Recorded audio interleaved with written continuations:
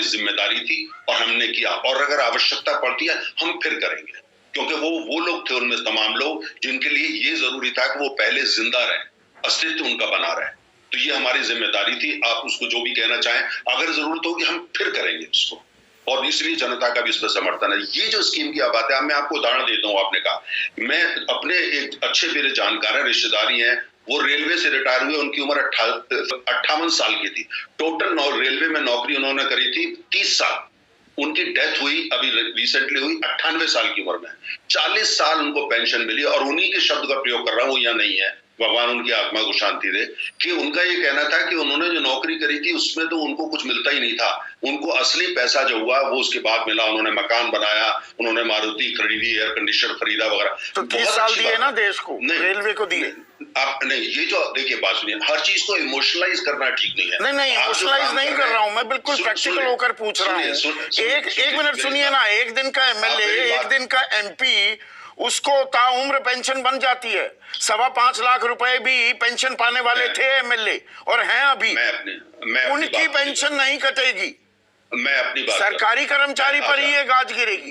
देश सेवा सिर्फ नेता करते हैं, सरकारी कर्मचारी नहीं करते क्या नरेंद्र भाई? नहीं संदीप जी, देश सेवा हर व्यक्ति जहां भी है, आप जो बैठे या एंकरिंग कर रहे हैं, आप भी देश सेवा कर रहे हैं। क्या आप देश सेवा नहीं कर रहे? अगर आपकी परिभाषा से जाए, सरकारी नौकरी कर रहा है, गैर सरकारी कर रहा है, सड़क पे कोई काम कर रहा है, मूंगफली बेच रहा है, या बड़ा उद्योग, सभी देश सेवा कर रहे हैं, सब देश सेवा। जब और उसमें तमाम लोग शहीद भी होते हैं। एक मजदूर अगर सड़क बनाते में शहीद हो गया, वो शहीद नहीं होता क्या? या एक रिपोर्टर जो है फ्रंट लाइन पे जाता है, वॉर में मर गया, वो शहीद नहीं कहलाएगा? वो भी शहीद है। तो आपकी परिभाषा का थोड़ा एक्सपेंड नहीं, तो फिर सरकार की कोई जिम्मेदारी नहीं बनती है क्या? सरकार की जिम्मेदारी, मंत्री, प्रधानमंत्री, मुख्यमंत्री, उनको घर भी मिल जाएंगे, पूर्व हो गए पर सारे संसाधन मिलते रहेंगे, आम आदमी के लिए कुछ नहीं। सुनिए, आपने कहा कि क्या सरकार की जिम्मेदारी, बिल्कुल आपने सही कहा। सरकार की जिम्मेदारी आपके लिए, मेरे लिए, वो व्यक्ति जो कि सरकारी आदमी नहीं करता, जो दिहाड़ी की, उसके प्रति भी बनती है। अब यह प्रश्न उठता है कि अगर सबको हमने इस नेट में लाना है, जिसको एनपीएस कहते हैं, आइडिया यह है कि सबको लाया जाए, हर व्यक्ति को, वो दिहाड़ी के। न्यू पेंशन स्कीम में जो कमियां हैं उन्हें दूर करके से और मजबूत बनाने के बजाय पुराने डर्रे पर जा रहे हैं, जो शुरुआत दरअसल आपने जमीन पर उतारने की खुद की थी, मनमोहन सिंह की अगुवाई में, और वित्त मंत्री उस वक्त पी चिदम्बरम थे।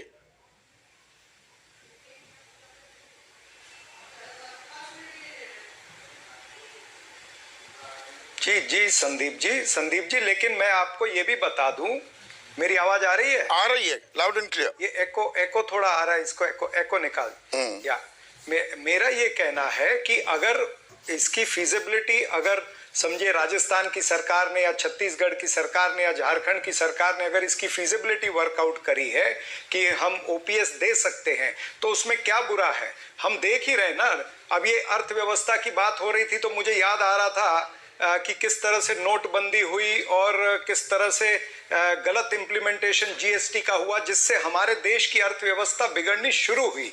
वहां से शुरुआत हुई, अनेक चीजें आई। जब आप एनपीए 10 लाख करोड़ के वो माफ कर सकते हो, या उद्योगपतियों को बड़े बड़े लाखों करोड़ों के लोन दे सकते हो, या फिर आप कोविड के समय में 20 लाख करोड़ का एक स्टिमुलस पैकेज लाते हो, जिसमें अधिकतर बड़ी इंडस्ट्री को फायदा होता है, छोटे किसी एमएसएमई को फायदा नहीं होता है, या किसी छोटे ट्रेडर को, दुकानदार को फायदा नहीं होता है। बड़े जो लोग हैं उन्हीं को वो 20 लाख करोड़ के स्टिमुलस पैकेज का फायदा होता है। आप इस तरह की चीजें लाते रहे हैं। ये जब आपने लागू की थी ये बातें आपको तब पता नहीं थी की भी बात आपने की है। सरकारी कर्मचारी विरोधी, आम आदमी विरोधी थी क्या मनमोहन सिंह की सरकार और पी चिदम्बरम की सरकार? आपकी सरकार मतलब लागू आपने किया था ना? मैं गाजे बाजे के साथ जा रहा हूं। मैं स्कीम इंप्लीमेंट हो सकती तो भारतीय यही देखिए, अगले सवाल का आपने आंशिक जवाब दे दिया। चरण सिंह सापरा कि ओल्ड पेंशन से लोगों को पैसे मिले।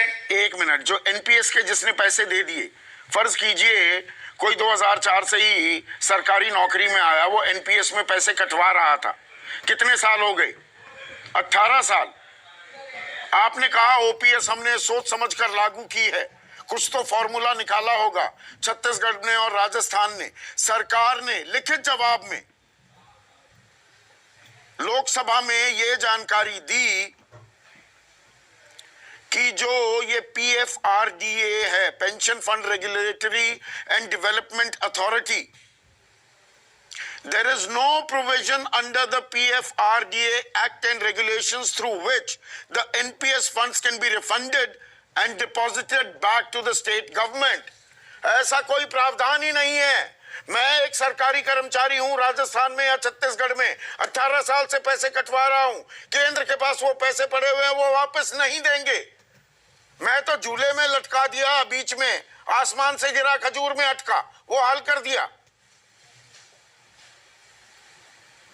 नहीं तो प्रावधान अगर नहीं है, बहुत सी चीजों के प्रावधान नहीं होते, बहुत सी स्कीम जो कांग्रेस पार्टी के समय की थी वो इन्होंने बदली भी है। अगर कहीं पर प्रावधान नहीं है तो पार्लियामेंट किस लिए? पार्लियामेंट में चर्चा करके या एक कोई शॉर्ट कमेटी बना करके, विशेषज्ञों की कमेटी बना के, इकोनॉमिस्ट की कमेटी बना करके, आपकी तो भारी भरकम बहुमत है ना संसद में, आगे आप पास करा लेंगे तब ना कोई उसमें से के प्रवक्ता बता दें।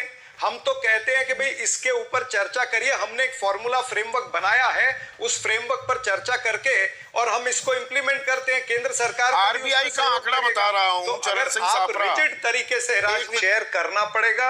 उसके अलावा जो जिस तरह से छत्तीसगढ़ की सरकार ने निकाला है कि उनका GST का कॉम्पेंसेशन करीबन 1900 करोड़ का बाकी है, कैसे होगा? सब्ज बाग दिखाए जा रहे हैं। संदीप जी, हमें तो बार बार मोदी जी और भारतीय जनता पार्टी के सारे लोग ये बोलते हैं कि देश में अमृत काल चल रहा है, लेकिन अमृत काल तो बस लगता है सिर्फ भारतीय जनता पार्टी के पूंजीपति जो दोस्त हैं उनका चल रहा है। बाकी चाहे सरकारी कर्मचारी हो, चाहे किसान हो, चाहे गृहिणी हो, हम सब तो खून का घूंटी पी के रह रहे हैं। आप बताइए, जो सरकारी कर्मचारी 30-40 साल, और मेरे घर में आधे से ज्यादा लोग सरकारी कर्मचारी रहे हैं, जो इतने साल देश के लिए अपना टाइम देते हैं, एक बहुत बड़ा उनके लिए अट्रैक्शन होता है कि जब हम रिटायर होंगे तो हमें एक ढंग की पेंशन मिलेगी, और वो पेंशन ही सी और ग्रुप डी, वो उनका ग्रुप डी तो अभी है नहीं, MTS केंद्र सरकार में ग्रुप डी नहीं है, तो ग्रुप बी और ग्रुप सी उनका तनख्वाह काफी अच्छा हो गया है। आप वो प्राइवेट सेक्टर में आप एक क्लर्क को, एक ड्राइवर को जितना पैसा मिलता है और सरकारी स्तर में जितना मिलता है, आप कंपेयर करके देख लीजिए। उससे ज्यादा इंपॉर्टेंट ये है कि पैसा होगा तो देंगे ना। उसका मौत होने के बाद भी वही फैमिली पेंशन है, 50% फिर उसको देना है। तो ये आप बताइए, ये कितना तक ये तक ठीक है कि वो पैसा बाकी देश कैसे कर पा रहे हैं? स्कैंडिनेविया कैसे कर पाता है? आइसलैंड शीर्ष पे कैसे? बाकी लोगों को बीच में है। उसके ओवर एंड अबव आप देते हैं, आपको चुनावी फायदा मिलता है, उधर वो भी अब ये चीज दे रहे हैं। तो ये तो 19-20 का तू डाल में पात का खेल शुरू हो गया क्या? और इसमें दरअसल आम आदमी के सुरक्षा कवच की बात क्या मृग तृष्णा बनकर रह जाएगी?